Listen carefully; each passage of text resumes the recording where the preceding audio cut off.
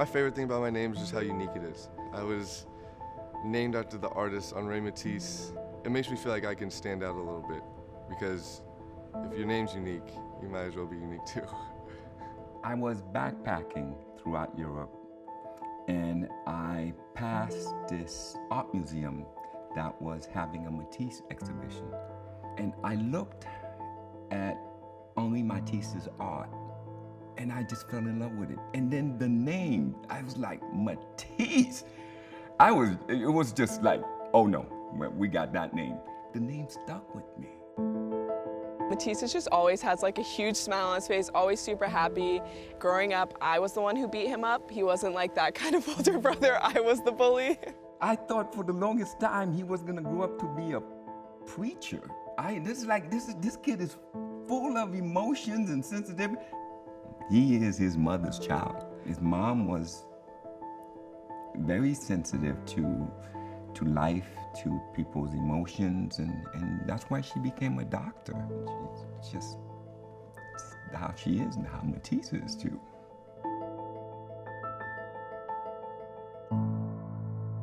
When did you first fall in love with basketball? I mean, before I can even remember, my mom and dad told me that they had got me some little hoop, and for some reason I just never let go of the ball. Basketball, I feel like, is like that perfect combination of like fast pace, teamwork, and there's never a dull moment. Take me back to when you made the decision about where you were going to play, because you had some options. Obviously, you grew up, you're a hometown kid. Yeah.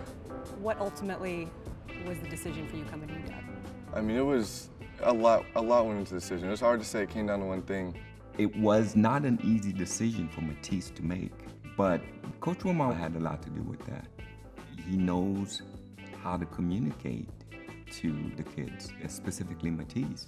But there were a lot of other extenuating circumstances that also led to the choice.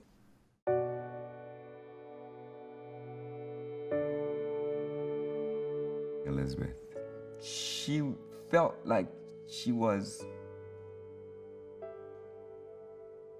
not well. I was 16. Okay. My dad's like, when you have a family meeting, and usually that was not a good thing. And my mom, she never said it was cancer, but then once she brought up how she would have to go through chemo, then like it clicked like that, she has cancer.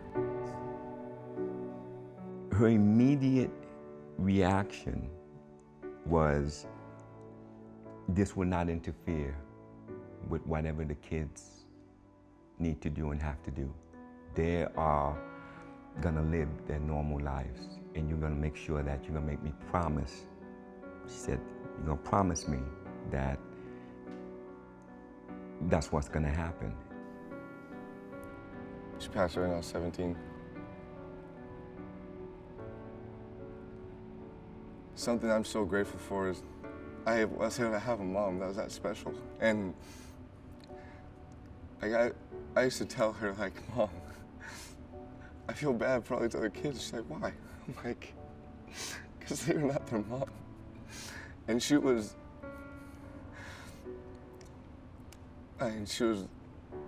perfect. I hate to use the word perfect, but like, I can't find a better way to describe her. Like she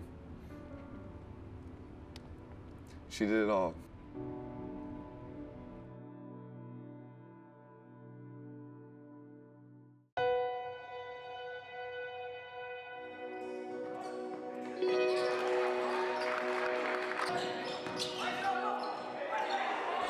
The night after she passed away, it was your senior night, it was parents' night.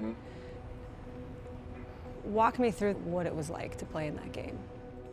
For senior night, you walk down the court and you usually give your mom flowers, and I had to almost be carried down the court because I couldn't. It was one of the hardest things I've ever done. Matisse played that game, and he played it phenomenally. He had strength that I did not have. I didn't know any of the plays we were running. I didn't know what was even going on. I didn't know what day it was. Like, I was just trying to survive.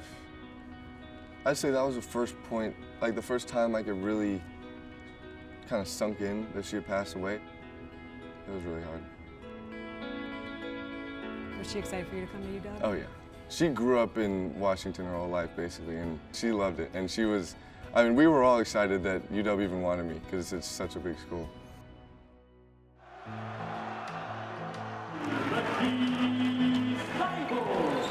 Thybulle following his own shot with the finish. Offense to Thybulle. Give and go. Sets his feet, launches a two-hand jam. Thybulle a three straight away. He knocked it down, and boy, did the Huskies need that. I know you had a really close relationship with Lorenzo Romar. You find out he's leaving. Did you think you were going to leave too? I mean, yeah, there was a lot of questions because us players really had no idea what was going on. So when he got fired, we were all just, me especially, I was sitting there like, well, what do I do? He agonized over it, and because it hit him really hard because he believed in Coach Romar. And we all do. I am so happy and pleased for you all to meet our men's basketball coach at the University of Washington. Please join me in welcoming Coach Mike Hopkins. I remember sitting down with Matisse and his father. He had flown in, and we sat down in my office at a little table, and I just shared my vision. He was very, very straightforward with me too, and about his vision, and I agreed with it. I said, Coach, hey, okay, I believe in you. And he takes out a card, and he gives it to me, and he's like, I want to give you a history of his family. And you know, his mother had passed, so it's a picture of his mother pregnant with him, his sister. And it was just, you're trying to build a family, and you're, as a coach, you're just struggling. You know, you're just trying to see if you got a team, and then somebody believes in you, and then he's giving you his son. So it's something that I'll have for the rest of my life. I'll have that card on my desk for the rest of my life, and probably one of the most special moments I've ever had as a coach. We came to UW for the family part, and when Coach Romar left, it kind of felt like that family might not ever be the same. And once we met Coach Hop and my dad came up and we sat down with him, it was a done deal. We fell in love with him. For Washington, the turnaround has been spurred by what has been a swarming defense, led by the likely Defensive Player of the Year in the Pac-12, the junior Matisse Thybulle. Where did the effort by Thybulle come from? Thybulle breaks up the pass. Matisse has just gotten hungrier and hungrier. Look at this, look at this, look at this. So long! He's as good a defensive player I've ever had. Shot blocked by Matisse Thybulle, who saves it. You can't tell me that guy ain't Defensive Player of the Year in the Pac-12. Being named the Defensive Player of the Year was truly, truly an honor. A steal, there's three. So he's at his average and the finger roll. Coach Hop said that the way that you play defense is almost like an art form. Would you agree with that? I don't know, I can't give myself that much credit. Thybulle with those long arms. When you do things differently, people don't know how to react. So like that's part of the reason I think I get steals is because people don't expect me to react in the way I do.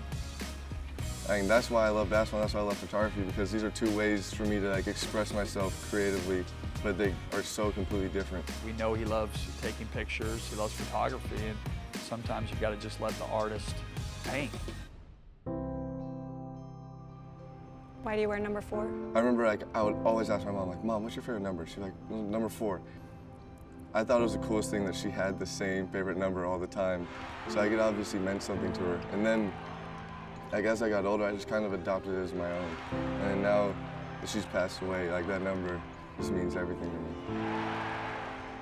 I know my mom's not here to be an example for me anymore, but I think that for the time I was lucky enough to have her in my life, that I learned more than I'll ever be able to understand.